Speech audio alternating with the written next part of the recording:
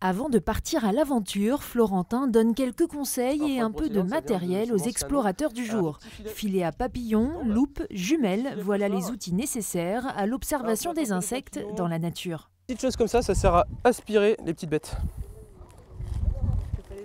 T'en veux un? Alors ces aspirines, tu vas pas les manger parce qu'en fait elles vont tomber dans la petite boîte avant que tu les manges. D'accord? Je t'en laisse un par là. Une petite paire de jumelles, fais attention.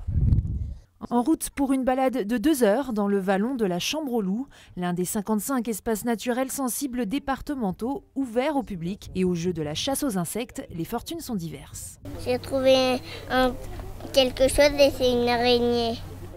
Donc ça c'est le mâle et ça c'est la femelle. Enfin, c'est lequel des deux c'est femelles facile. Le mâle. C'est un mâle, ouais, facile. Le mâle il a le bout des ailes orange comme ça.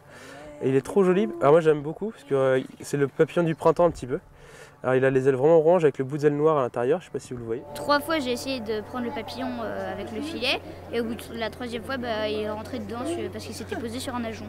Au début j'étais pas trop motivée puis finalement c'est plutôt bien. Cette balade en pleine nature est totalement gratuite. Elle est proposée par le Centre permanent d'initiative pour l'environnement en partenariat avec le département d'Ille-et-Vilaine. On essaie d'identifier tous ensemble, de donner le bon nom à la bonne petite bête et après on va les relâcher du coup pour leur rendre la liberté. Donc on essaie de faire ça le plus vite possible pour que notre petite bête ne souffre pas trop. On essaye plein d'entrées différentes pour sensibiliser les gens justement à l'environnement et qu'ils aient une certaine accroche, quoi.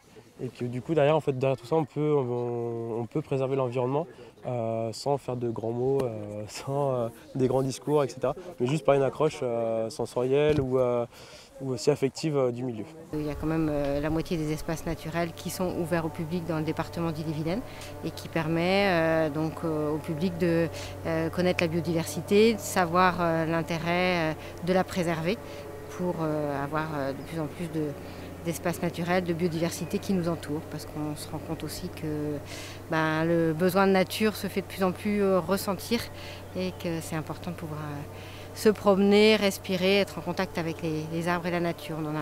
On en a besoin. Une centaine d'animations comme celle-ci sont proposées tout au long de l'année en Ille-et-Vilaine, en partenariat avec une dizaine d'associations. Une autre manière de découvrir la nature et d'apprendre dès le plus jeune âge à la préserver.